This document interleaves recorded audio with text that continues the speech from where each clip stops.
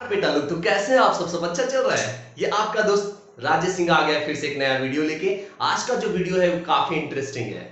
आज का जो वीडियो है वो क्लास 11th का वेक्टर चैप्टर जो हमने किया था, वेक्टर्स का हमने जो क्लास किया था, पूरा बड़ा सा सीरीज है। अगर नहीं देखो तो जाके देखो। उसका हम लोग आज एडवांस लेवल का क्वेश्चंस करेंगे। तो एडवांस लेवल का क्वेश्चंस इन द सेंस कि हम जेई लेवल के क्वेश्चंस करेंगे, नीट लेवल के क्वेश्चंस करेंगे, जितने तरह के कॉम्पिटिटिव एग्जाम्स होते हैं ना, उन सारे क्वेश्चंस हम लोग कोशिश करेंगे करने का कि कैसे कैसे क्वेश्चंस आते हैं कॉम्पिटिटिव एग्जाम में, हमारे एंट्रेंस एग्जाम में कैसे कैसे क्वेश्चंस आते हैं। तो आज का वीडियो बहुत ही स्पेशल है। तो आप अब मैं सोच रहा हूं, अभी मैं इसका एक सीरीज बनाऊंगा जिसमें कि नीट, जेई और जिपमर बहुत सारे हैं यहाँ पे। पहले सी पीएमटी होता था। तो इनके जो प्रीवियस ईयर्स के जो क्वेश्चंस हैं, कैसे कैसे क्वेश्चंस आते हैं, उनको हम लोग सॉल्व करने का कोशिश करेंगे। जो हम लोगों ने कॉन्सेप्ट पढ़ रखा है उसका यूज करना हम लोग सीखेंगे। तो चलिए स्टार्ट करते बिना किसी देरी के। अगर आप नए हो तो सब्सक्राइब करो, पुराने हो तो लाइक करो। भैया जो करना है करो, बट पढ़ाई जरूर करो। तो चलिए स्टार्ट करते हैं। तो वेक्टर्स का हमारे ये सीरीज है जिसमें हम लोग नीट, जेई, यही तो मेन हमारा एंट्रेंस है ना। बाकी जो भी एंट्रेंसेस है जैसे एम्स हो गया, हमारा एएमयू हो गया, इनके भी क्वेश्चंस हम लोग करेंगे। तो देखते हैं कौन कौन से क्वेश्चंस कैसे कैसे आ रहे हैं हम लोग। पहले तो स्टार्ट करते हैं। एक यहाँ पे क्वेश्चन है, बोल रहे the vector projection of a vector on the y axis is. देखो यहाँ पे क्या बोल रहा है। बोल रहा है यहाँ पे एक वेक्टर है, एक वेक्टर है, सपोज नाम दे दिया इसका A vector. A vector is equal to दे रखा है 3i cap plus 3i cap plus 4k cap, 4k cap, 3i cap plus 4k cap. यहां एक वेक्टर दे रखा है।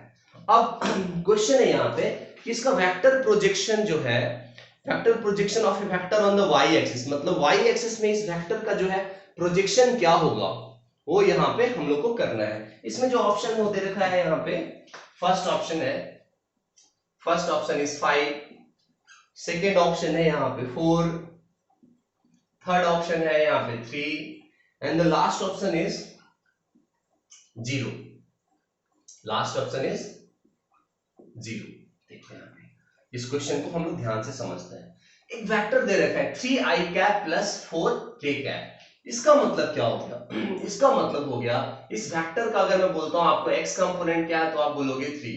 अगर मैं बोलूंगा कि y कंपोनेंट क्या है तो आप बोलोगे 0। अगर मैं बोलूंगा z कंपोनेंट क्या है तो आप बोलोगे 4। यही बोलोगे ना। तो यहां हमसे इस क्वेश्चन में पूछा है कि इसका y प्रोजेक्शन क्या है। y प्रोजेक्शन का मतलब है y कंपोनेंट, x प्रोजेक्शन का मतलब है x कंपोनेंट। आ रहा बात समझ में? इनडायरेक्टली आपको क्या पूछ रहा था? y कंपोनेंट पूछ रहा था। प्रोजेक्शन का मतलब है y कंपोनेंट। तो यहां y कंपोनेंट अगर आप ध्यान से देखते हो तो है ही नहीं, तो 0 हमारा कौन सा ऑप्शन हो जाएगा? लास्ट ऑप्शन हो जाएगा।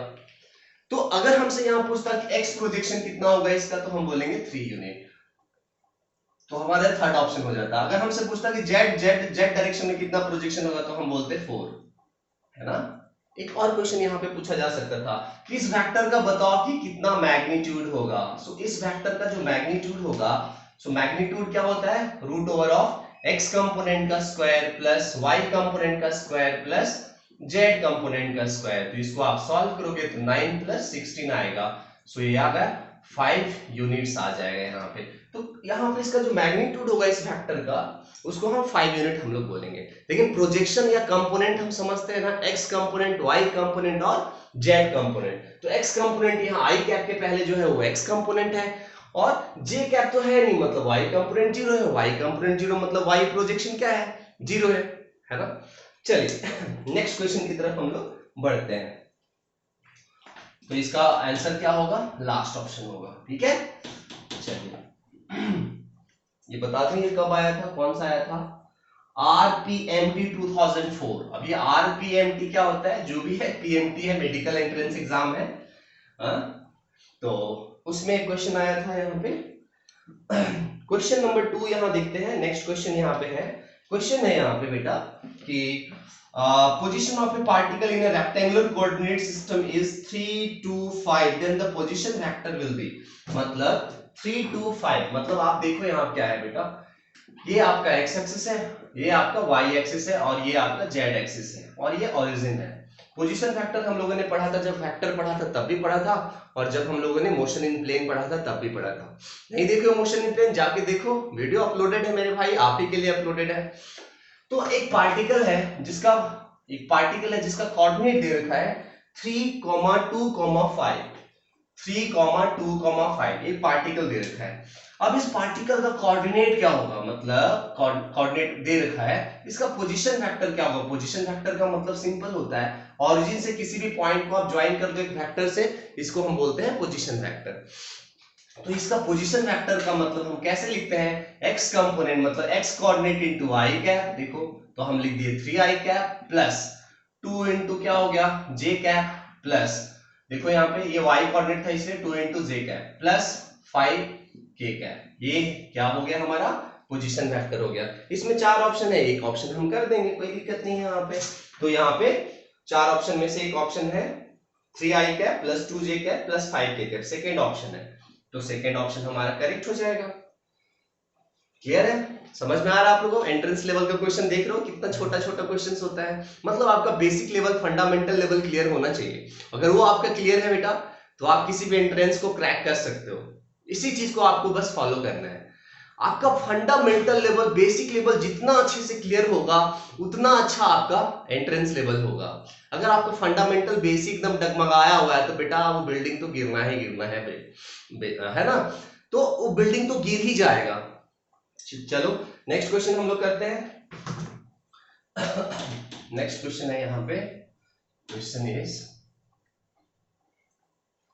next question is a force of 5 Newton acts on a particle along the direction making an angle of 60 degree with the vertical। देखो एक पार्टिकल है बेटा, एक पार्टिकल है जिसका कुछ भी मान लेते हैं मास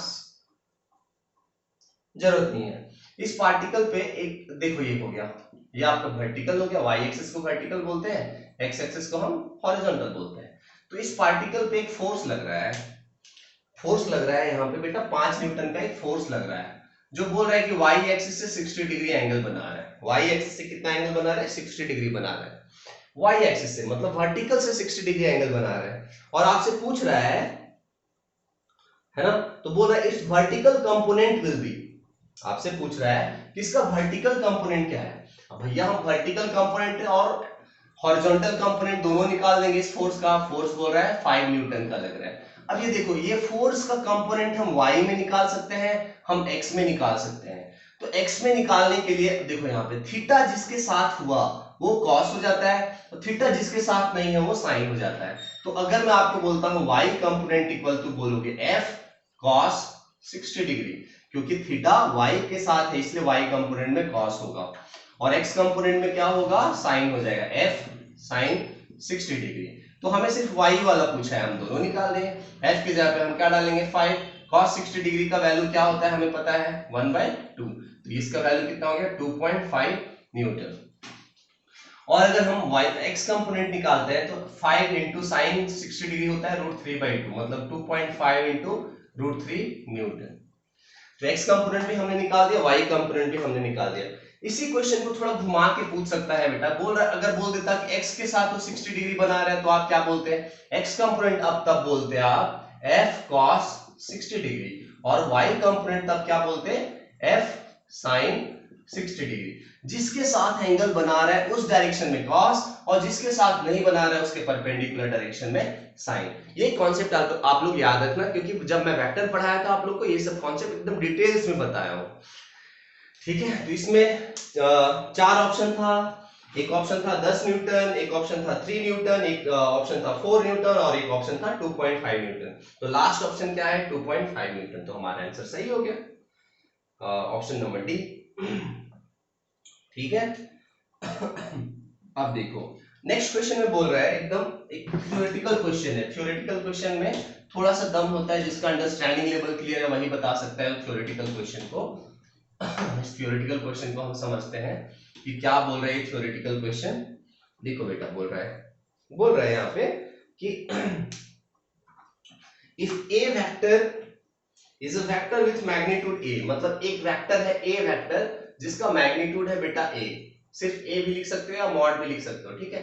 ए इसका मैग्नीट्यूड है, अब बोल रहा है then unit vector a cap in the direction of a vector is, मतलब सिंपल से आपसे पूछ रहा है ए कैप का, आपसे फॉर्मूला पूछ रहा है। तो ए कैप होता क्या है बेटा, किसी वेक्टर का वेक्टर डिवाइड बाय इसका मैग्नीट्यूड हो गया यहाँ पे। चलो इसमें कुछ मेहनत ही नहीं करना पड़ा। नेक्स्ट क्वेश्चन की तरफ करते हैं। मैं सोचा कि कुछ इंटरेस्टिंग क्वेश्चन होगा, था नहीं, सिंपली यूनिट फैक्टर का क्वेश्चन था। यूनिट फैक्टर का मतलब आपको मैं समझा दे रहा हूं, ए कैप का मतलब हो गया unit factor in A direction, मतलब A vector divide by its magnitude. आप ऐसे भी लिख सकते हो या फिर आप ऐसे भी लिख सकते हो, सिर्फ ए, ऐसे भी आप लिख सकते हो, कोई दिक्कत नहीं है। अब देखो नेक्स्ट क्वेश्चन है यहां पे हमारे पास।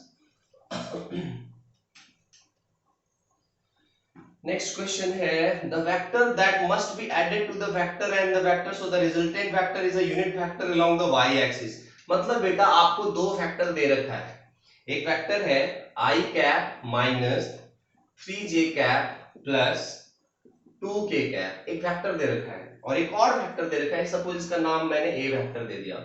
एक और वेक्टर दे रखा है 3i cap plus 6j cap minus 7k cap, इसको सपोज मैंने बी वेक्टर नाम दे दिया।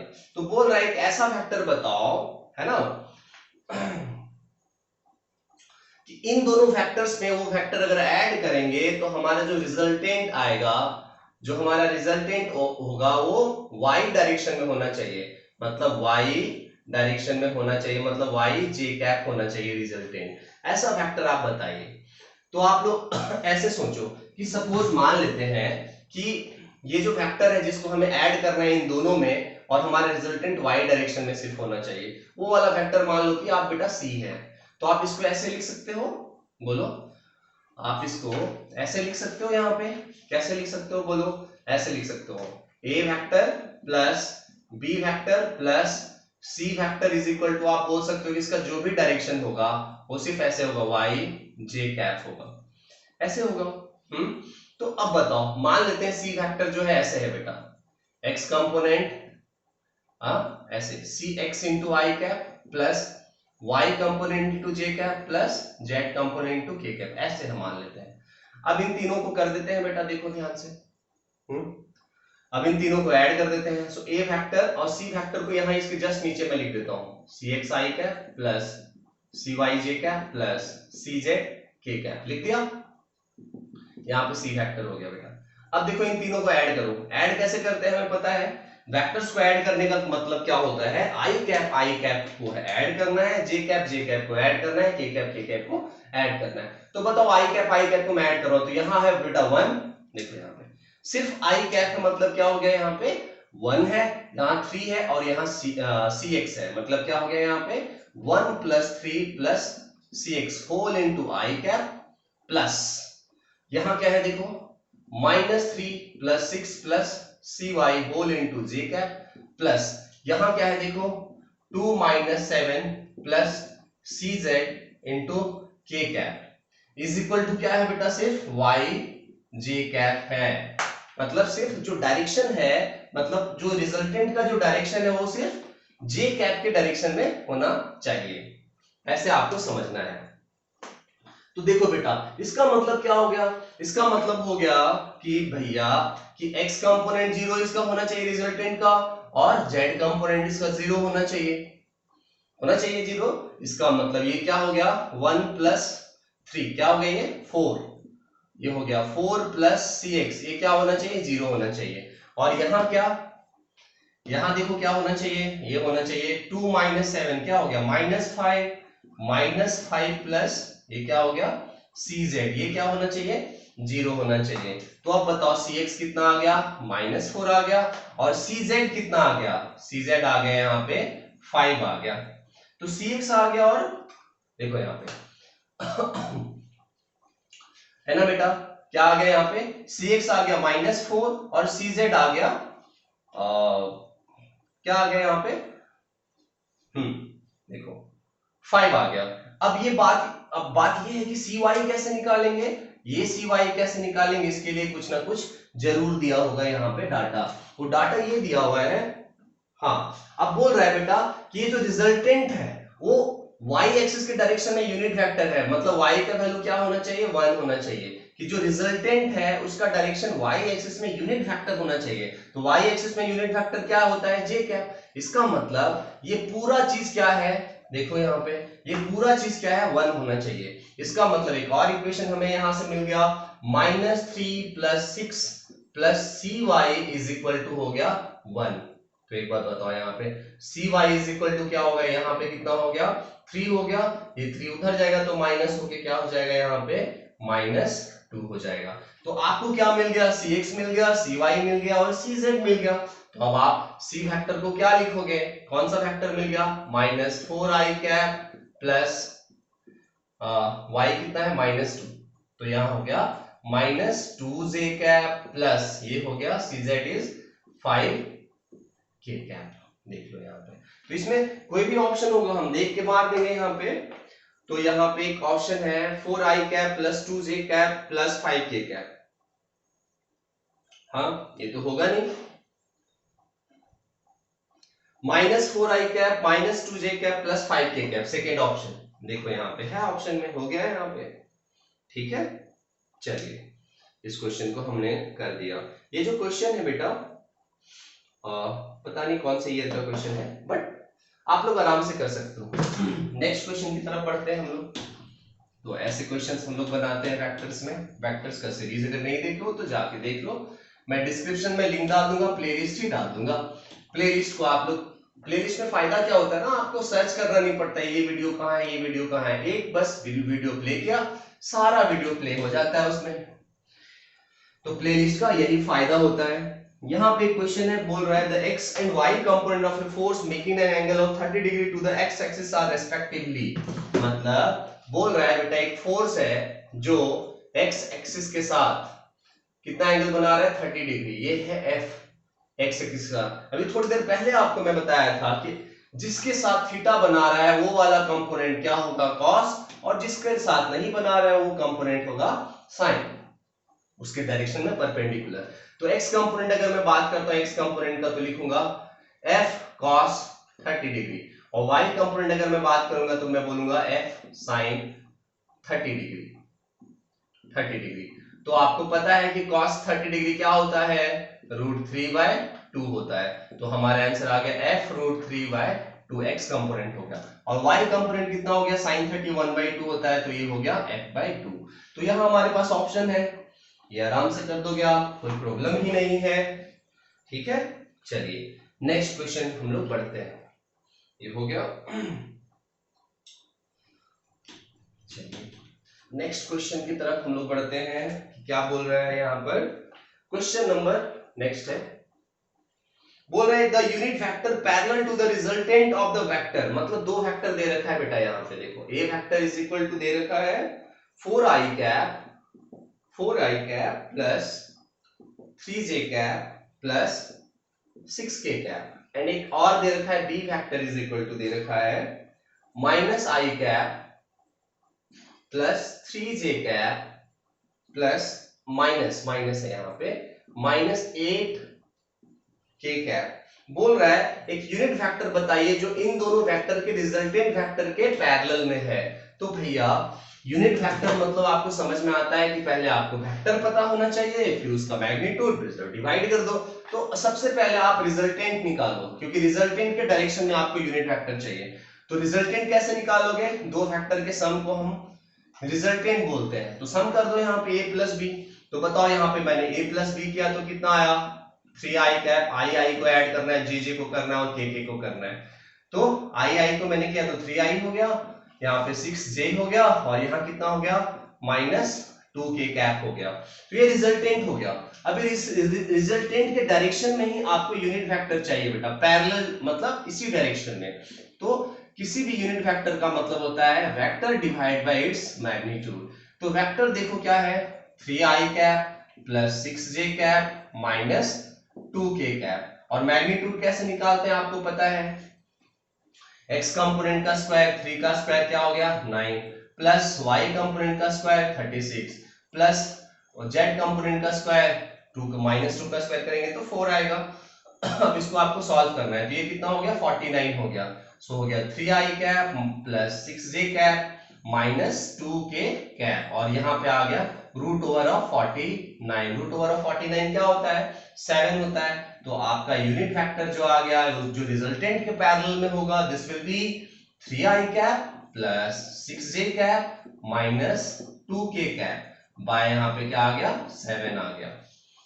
ठीक है, आप इसको ऐसे भी कर सकते हो 1/7 बाहर निकाल दो, ऐसे भी कर सकते हो, इंडिविजुअली भी डिवाइड कर सकते हो। तो यहाँ पे आपको ऑप्शन मिल जाएगा कि कौन सा ऑप्शन होगा। ये क्वेश्चन 2-3 बार पूछा जा चुका है, BHU 1995 में पूछा गया था, फिर EAMCET में पूछा गया था 2000 में। तो क्वेश्चन थोड़ा यूनिक मींस फेमस है ये क्वेश्चन। ठीक है, ओके चलिए नेक्स्ट एक और क्वेश्चन है। चलिए नेक्स्ट क्वेश्चन की तरफ हम लोग बढ़ते हैं। मजा आ रहा है बच्चे आप लोगों को? बहुत मजा आएगा जब आपका कॉन्सेप्ट क्लियर होगा और एंट्रेंस लेवल का क्वेश्चन आपसे बनेगा तो बहुत मजा आएगा।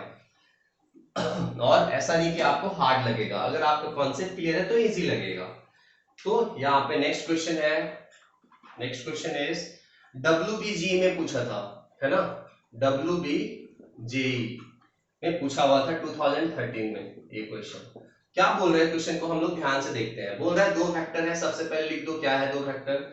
ए vector is i cap plus 2j cap plus 3k cap, and एक बी फैक्टर है यहाँ पे 3i cap plus 6j cap plus 2k cap. दो फैक्टर है। बोल रहा है another vector c has the same magnitude as b but has the same direction as a।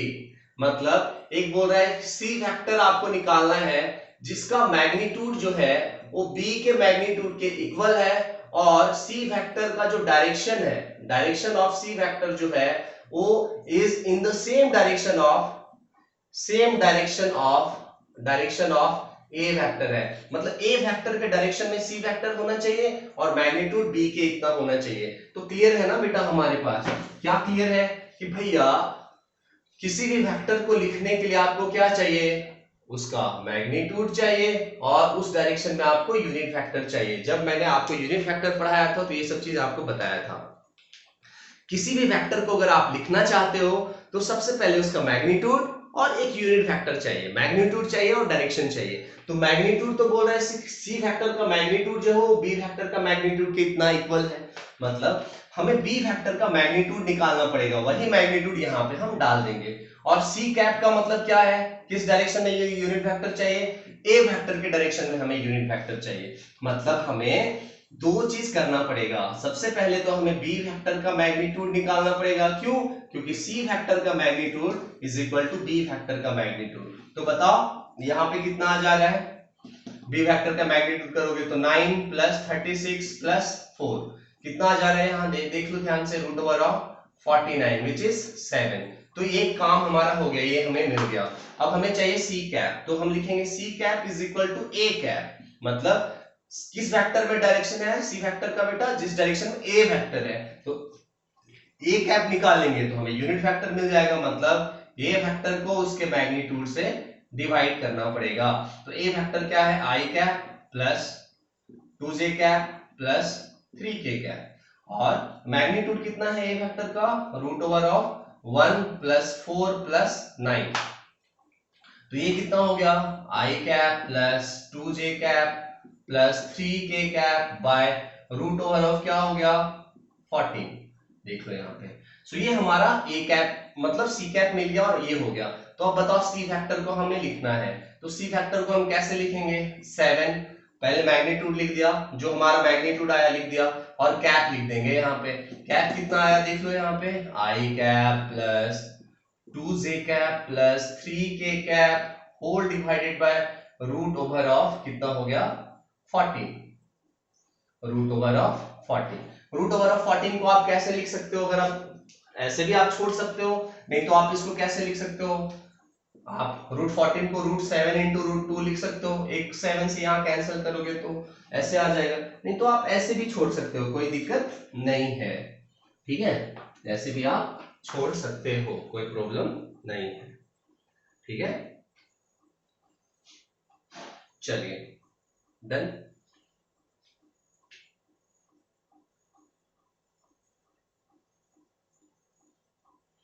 चलिए यहाँ पे हो गया। नेक्स्ट क्वेश्चन की तरफ हम लोग बढ़ते हैं। मजा आया है क्वेश्चन करने में कि बोल रहा है बेटा एक ऐसा वेक्टर चाहिए जो एक वेक्टर के मैग्नीट्यूड के इक्वल है और दूसरे के डायरेक्शन में है। तो एक का मैग्नीट्यूड लेना है, एक का यूनिट वेक्टर लेना है, मतलब सब कुछ यहाँ कॉन्सेप्ट आपका क्लियर होना चाहिए कि how to find the magnitude and how to find the unit vector. दोनों क्लियर होगा तभी तो आप बना पाओगे क्वेश्चन को।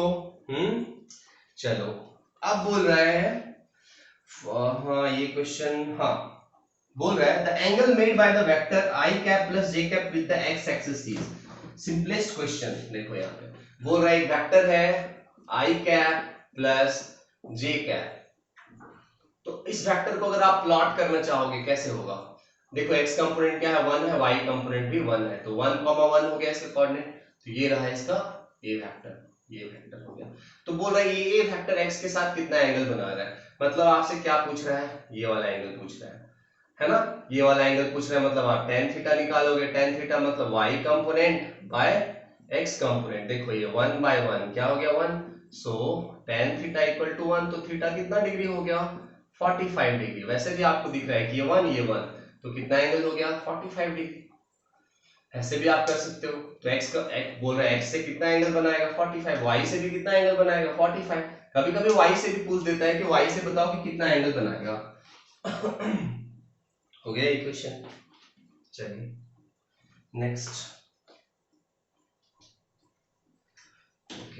नेक्स्ट देखो बेटा क्या पूछ रहा है हमसे।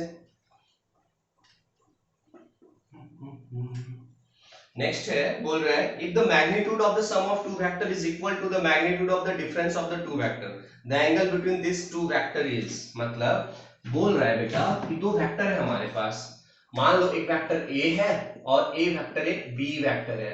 बोल रहा है इनका रिजल्टेंट, आप जब सम कर रहे हो तब का रिजल्टेंट देखो ये, और इसको r1 बोल दो, और बोल रहा है इनका डिफरेंस का रिजल्टेंट, मतलब a vector minus b vector के रिजल्टेंट। देखो डिफरेंस का रिजल्टेंट और एडिशन का रिजल्टेंट, ये बोल रहा है दोनों इक्वल है, मतलब ये मैग्नीट्यूड जो है वो दोनों का इक्वल है, मतलब mod of a plus b is equal to mod of a minus b, ऐसे। तो बोल रहा है कितना एंगल होगा, तो सिंपल सा चीज है, आप इन दोनों को क्या कर दो स्क्वायर कर दो।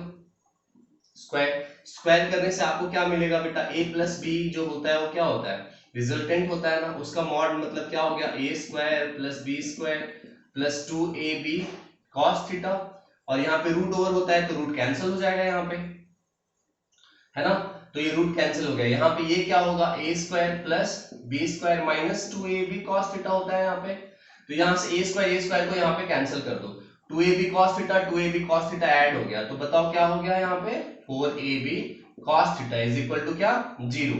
सो 4ab तो 0 नहीं होगा, इसको रहने देते हैं। सो हमारे पास क्या आ गया cos थीटा इक्वल टू 0, मतलब थीटा इक्वल टू कितना होगा 90 डिग्री होगा, तभी ऐसा पॉसिबल होगा।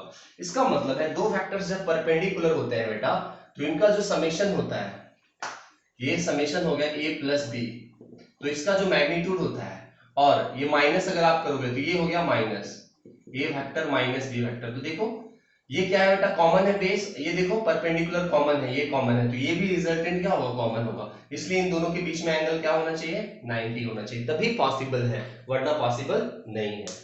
ये क्वेश्चन आप लोगों ने कर लिया। चलिए नेक्स्ट क्वेश्चन की तरफ हम लोग बढ़ते हैं। मजा आ रहा है क्वेश्चंस करने में, मुझे भी मजा आ रहा है, आप लोगों को भी मजा आ रहा है, मजा तो आना ही चाहिए। जिसको समझ में नहीं आता उसको सजा लगता है, और जिसको मजा आता है समझ में आता है उसको तो मजा आना ही आना है। नेक्स्ट है,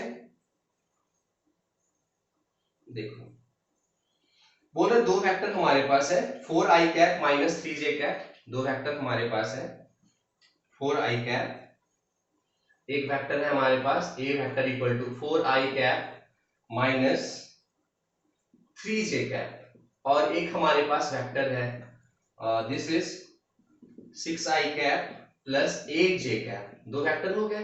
अब बोल रहा है कि भैया मैग्नीट्यूड एंड डायरेक्शन ऑफ आपको a vector plus b vector का मैग्नीट्यूड भी निकालना है और डायरेक्शन भी निकालना है, तो कैसे निकालोगे?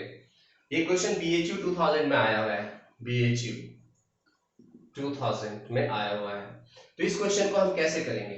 ए वेक्टर प्लस बी वेक्टर अगर सबसे पहले आपको करना है तो आप क्या लिखोगे? 4 + 6 क्या हो गया? 10 आई कैप, और ये कितना हो गया?